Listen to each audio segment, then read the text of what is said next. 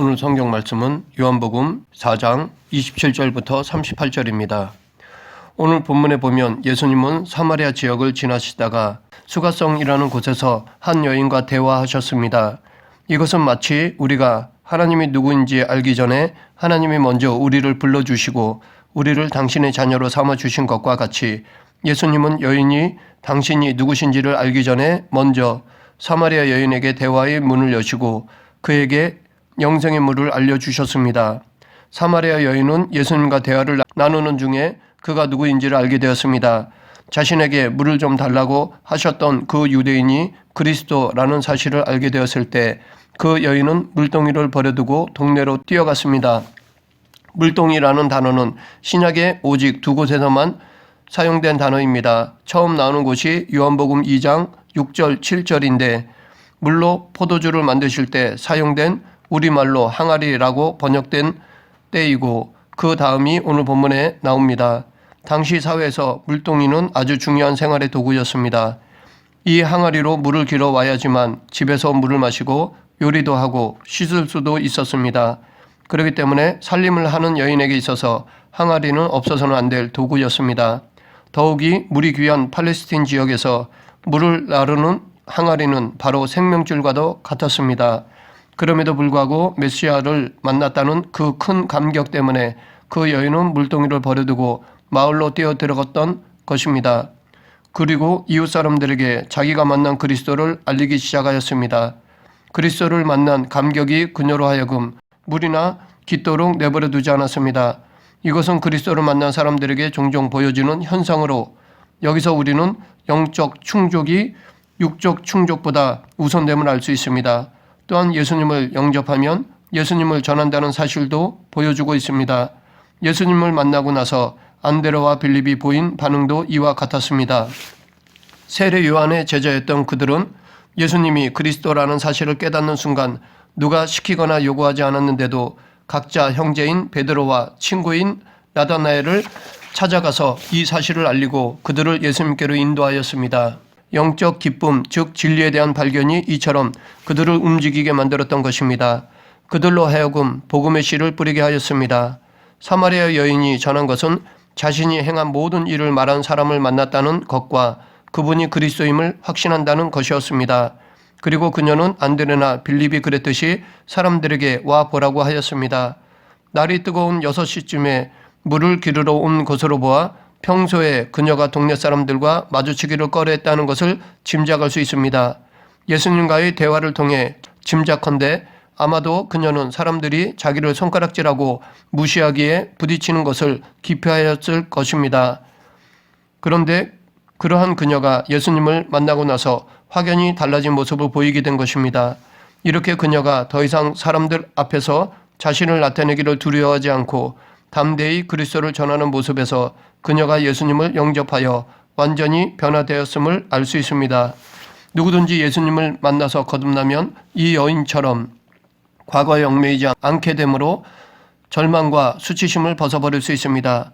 세리장 삭개오도 예수님을 만나 거듭난 순간 놀라운 변화가 나타났습니다. 즉 자기의 재산 가운데 절반을 가난한 사람들을 위하여 내놓았으며 누구의 것이든 토색한 일이 있으면 4배나 갚기로 한 것입니다. 아무도 더 이상 그를 비난할 수 없게 되었고 그 자신도 더 이상 수치심에 사로잡히지 않게 되었습니다. 세리장으로 백성들의 원성을 사며 벌레 취급을 당하던 과거는 이미 그에게는 죽은 것이나 마찬가지였습니다. 이렇게 예수님을 그리스도로 영접하고 믿으면 누구든지 하나님의 자녀로 새로 태어나기 때문에 과거에 연연해하지 않습니다. 새로운 삶을 살게 됩니다. 저 천국의 소망을 두고 미래지향적인 삶을 추구하게 됩니다. 죄의 수치심은 스스로 털어버린다고 없어지는 것이 아닙니다. 오직 예수님을 만나야 벗어버릴 수 있는 것입니다. 이것은 마치 하나님이 에덴 동산에서 벌거벗은 수치심을 느끼는 아담과 하와에게 짐승의 가죽으로 가려주었던 것과 같습니다. 만일 사람이 자신 속에 뿌리 내리고 있는 절망과 수치심의 쓴뿌리를 스스로 뽑아버릴 수 있었다면 예수님께서 이 세상에 오시지 않았을 것입니다. 이 문제는 이 세상의 어떤 것으로도 해결되지 않는 오직 예수 그리스도를 믿어야만 해결될 수 있는 것입니다. 그런데 여느 때 같으면 무시해버리고 지나쳤을 미천한 한 여인의 증거가 동네 사람들의 마음을 강하게 때렸습니다. 그래서 그들은 즉시 반응하게 되었습니다. 예수님을 만난 사람의 증거는 이와 같이 힘이 있습니다. 본문에는 여인의 증거를 받은 사람들이 취한 행동이 두 개의 동사로 표현되고 있는데 하나는 그 동네에서 나온 것이고 또 하나는 예수님께로 온 것입니다. 이 사람들이 취한 행동은 우리에게 주님이 이루신 구원과 약속에 참여하는 순서적인 단계를 가르쳐 준다고 하겠습니다. 첫째는 떠나는 단계입니다. 하나님께서는 아브라함에게 복을 주시려고 그의 본토 친척 아비집을 떠나도록 지시하셨습니다. 아브라함이 하나님의 복을 받기 위해서는 이 떠남은 피할 수 없는 것이었습니다. 만일 그가 인정에 끌려서 혹은 다른 이유로 떠나지 않았다면 하나님의 약속은 취소되었을 것입니다. 예수님께서 자기를 쫓은 자들에게 요구하시는 제자의 첫 번째 조건도 자기를 부인하는 것입니다. 아무도 자기를 버리지 않고서는, 다시 말해 내가 내 주인의 자리에서 떠나지 않고서는 예수님의 제자가 되지 못합니다. 또한 내가 의지하는 곳, 나를 붙잡고 있는 곳으로부터 떠나야 합니다. 바울이 고백하였듯이 나라는 자아를 그리스도와 함께 십자가에 못 박히게 해야만 제자로서의 삶이 가능하게 됩니다. 둘째는 예수님께로 가는 단계입니다. 아브라함은 하나님의 지시하심을 쫓아 가나안 지역으로 이주하게 되었고 그것을 기업으로 약속받았습니다. 사람이 구원과 약속을 얻기 위해서 취해야 할 행동은 예수님께 나오는 것입니다. 하나님의 모든 은혜는 예수님을 통해서만 주어지기 때문에 예수님께 나오기를 거부하는 사람들은 하나님의 은혜를 받을 수 없습니다. 이때 양식을 사러 갔던 제자들이 돌아와서 예수님께 음식을 드렸습니다. 그들은 예수님께서 시장하실 것을 생각하여 서둘러 음식을 구해왔기 때문에 예수님이 낯선 여인과 무슨 이야기를 하셨는지, 그리고 그 여인이 물동이를 버려둔 채 서둘러 동네로 들어간 이유가 무엇인지에 대해서는 관심을 보이지 않았습니다. 오직 예수님께 식사하시도록 권하였습니다. 아마 그들도 배가 고팠기에 빨리 음식 먹기를 서둘렀는지도 모릅니다. 여기서 제자들이 취한 태도는 두 가지 대조되는 양면성을 보이고 있습니다. 먼저 예수님을 생각하고 염려했다는 긍정적인 측면입니다. 우리는 예수님을 위하는 그들의 순수한 마음을 인정해야 할 것입니다. 어쩌면 이것은 제자로서 마땅한 도리입니다. 주님을 사랑한다고 하면서 그분을 위해서 아무것도 하지 않는다면 그 말은 진실이라고 보기가 어렵습니다. 마리아의 언니 마르다가 예수님께 음식을 대접하고자 분주했던 것처럼 주님을 위해 자기가 할 수 있는 일을 한다는 것은 칭찬받을 일입니다. 하지만 이들의 자세는 부정적인 측면도 있습니다. 그것은 이들이 예수님의 마음을 헤아리지 못하고 있었다는 점입니다. 그들은 예수님께서 이 세상에 오신 목적이 무엇인지 아직은 정확히 이해하지 못한 상태에 있었습니다. 그래서 그들은 현실적인 문제, 즉 육신적인 배고픔을 해결하는 일에 급급하였던 것입니다. 예수님께서 원하시는 일이 무엇인지 알았더라면 아마도 그들은 식사보다는 그 여인의 일에 관심을 보였을 것입니다. 마리아의 언니 마르다가 예수님께 책망받은 것이 이 때문이었습니다. 예수님은 잃어버린 자를 찾아 구원하시려고 이 세상에 오셨습니다. 예수님의 최대 관심사는 먹고 마시는 것이나 입는 것, 좋은 저택, 대중적인 인기, 막강한 권력 따위가 아니라 죄인을 불러 회개케 하는 것이었습니다. 그러므로 지금 예수님의 제자가 된 우리는 이 점을 항시 유념하고 예수님이 기뻐하시는 일에 우선순위를 두어야 할 것입니다. 음식을 주는 제자들에게 예수님은 내게는 너희가 알지 못하는 먹을 양식이 있느니라 라고 말씀하셨습니다. 그러자 제자들은 누군가가 예수님께 음식을 갖다 드린 것으로 생각하였습니다. 이렇게 오해하자 예수님은 나의 양식은 나를 보내신 이의 뜻을 행하며 그의 일을 온전히 이루는 것이니라 라고 말씀하셨습니다. 이 말씀은 마태복음 4장 4절에 사람이 떡으로만 살 것이 아니요 하나님의 입으로 나오는 모든 말씀으로 살 것이라 라는 말씀과 일맥상통한 것이라고 할 수 있습니다. 실제로 당시 예수님은 제자들과 같이 음식을 먹지 못해 배고픈 상태에 있으셨습니다. 하지만 예수님에게는 육적인 배고픔보다 더 시급한 것이 있었는데 그것은 하나님의 뜻을 행하는 것이며 그것이 당신의 양식이라고 하신 것입니다. 즉 예수님은 자신에게 있어서 가장 우선하는 과제가 무엇인가를 말씀하신 것입니다. 또한 당신을 둘러선 제자들에게 복음 증거의 사명을 확인시켜 주신 것입니다. 예수님의 삶과 사역에서 하나님의 뜻을 행하는 것보다 더 중요하고 우선되는 것은 없습니다. 예수님은 언제나 당신을 이 세상에 보내신 이가 하나님이심을 나타내었고 자신의 사역의 초점을 하나님께 맞추셨습니다. 예수님께서 당시 자신을 높이려는 여론이나 대중적인 인기를 염두에 두시지 않으셨던 것은 이와 같은 것들이 하나님의 일을 성취하는 것과 무관하다는 것을 아셨기 때문입니다. 하나님의 뜻은 여론에 의해 좌우되는 것이 아니며 대중적인 인기에 따라서 결정되는 것이 아닙니다.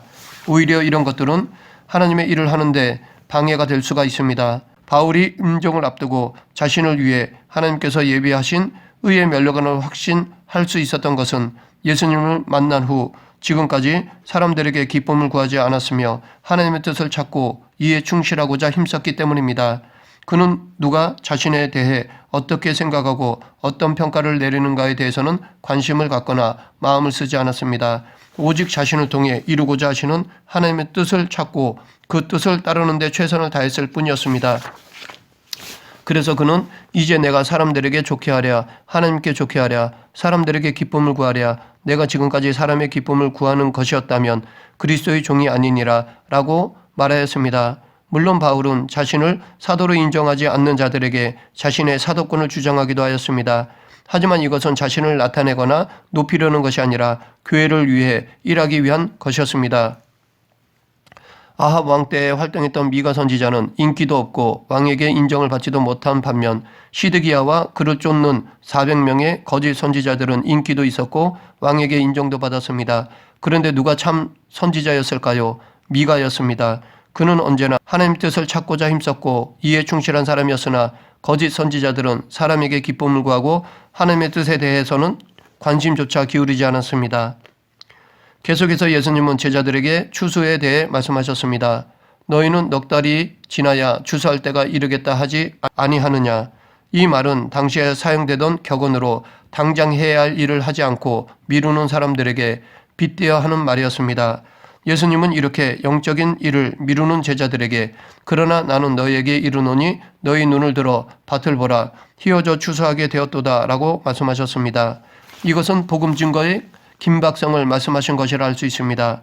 여기서 말하는 밭은 추수할 곡식 들판을 의미하는 것이 아니라 제자들을 둘러선 사마리아 사람들과 그의 영혼들을 의미하는 것이었습니다. 그리고 희어져 추수하게 되었다라는 것은 지금이야말로 영적 추수기 곧 증거의 때라는 것입니다. 복음을 전파할 때라는 것입니다. 이 세상 모든 일에는 하나님께서 정하신 때가 있습니다. 이 때는 육적 감각이나 지각이 아니라 영적 통찰로만 분별이 가능하기 때문에 성령님의 임재가 없는 사람들은 알기 어려운 것입니다. 영적 통찰력은 세상적인 경험이나 지적 탐구와 같은 인위적인 방법으로 얻어지는 것이 아니라 오직 성령님을 통해서만 얻어질 수 있는 특별한 것입니다. 그렇기 때문에 성경학자나 신학자, 심지어 목회자들 중에도 이것을 결여한 이들이 있을 수 있습니다. 과거 예수님 당시에도 서기관이나 바리새인들, 제사장들이 있었지만 성령님께서 깨닫게 해주시지 않았기 때문에 오히려 예수님의 일을 방해하였습니다. 따라서 우리가 시대를 바르게 분별하고 하나님께서 정하신 때에 맞춰 살고자 한다면 성령의 충만을 받아야만 합니다. 성령님은 모든 것, 곧 하나님의 깊은 뜻도 통달하신 분이시므로 성령이 충만한 사람들은 하나님의 때를 놓치지 않습니다. 우리는 모든 일에는 때가 있다는 사실을 항상 유념하고 성령 충만함을 취해야 합니다. 계속해서 예수님은 거두는 자가 이미 삭도 받고 영생에 이르는 열매를 모으나니 라고 말씀하셨습니다. 일반적으로 품삯은 일을 마친 후에 받는 것입니다. 그런데 추수 때만은 예외가 되기도 합니다. 추수는 1년 농사에서 가장 중요한 일입니다. 아무리 농사를 잘 지어도 추수 때를 놓치면 오히려 한 해 농사를 망치게 될 수 있습니다. 그렇기 때문에 사람들은 추수 때가 되면 그때에 맞춰 추수하려고 합니다. 그러다 보니 이 시기에는 일꾼이 딸리기 마련이기에 서로 먼저 유능한 일꾼을 쓰려고 합니다. 품삯도 후히 줍니다. 거기다 심지어는 품삯을 선불로 주기까지도 하였습니다. 그런데 이것은 영적인 일에서도 동일하게 일어나고 있습니다. 영적인 측면에서도 영혼의 추수는 귀한 일입니다. 오히려 세상적인 추수보다 더 중요한 것입니다. 영혼을 구원하는 일보다 더 중요한 일은 없습니다. 그래서 하나님은 영혼을 구원하시기 위해 당신의 아들까지 내어주셨던 것입니다. 그리고 예정된 영혼들을 추수하기 위해 일꾼들을 부르셨습니다. 그 일꾼들이 바로 우리들입니다. 예수님을 먼저 믿고 있는 우리들입니다. 그런데 하나님은 우리를 일꾼으로 부르셨는데 거저 부르시지 않으셨습니다. 하나님은 우리를 부르실 때 삭을 먼저 주셨습니다. 우리가 얻은 구원이 바로 하나님께서 우리에게 주신 삭입니다. 천국 기업 영생이 바로 우리에게 주신 삭입니다. 하나님은 이 삭을 주시고 지금 우리를 영혼 추수를 위한 일꾼으로 부르신 것입니다. 솔직히 우리가 하나님의 일꾼이 되었다는 것 자체만으로도 크고 놀라운 은혜인데 거기다가 세상에서는 결코 얻을 수 없는 엄청난 품삯까지도 받은 것입니다. 이것은 우리의 사명이 그만큼 막중하다는 의미이기도 합니다. 그러므로 영혼의 추수에 임하는 데 있어 주인이신 하나님의 마음에 흡족하도록 충성을 다해 일해야 합니다. 우리는 이미 삭을 받았기 때문에 만일 우리가 이 일을 하지 않는다면 우리는 업무 태만의 죄를 범하는 것입니다. 더 나아가 도둑질의 죄를 범하는 것이기도 합니다. 이러한 죄는 결코 하나님의 책망과 진노를 면할 수 없습니다. 그러므로 우리는 하나님의 일꾼으로 부름받고 삭도 이미 받은 자로서 영혼 추수의 임무를 성실히 감당해야 합니다. 하나님이 우리를 영적 추수꾼으로 부르신 이유는 뿌리는 자와 거두는 자가 함께 즐거워하게 하기 위함입니다. 여기서 우리는 세 가지 하나님의 뜻을 발견할 수 있습니다. 첫째, 복음 증거의 사명은 교회의 영속적 과제라는 것입니다. 즉 영적인 농사에서 씨를 뿌리고 거둬들이는 일은 당대만의 사역이 아닙니다.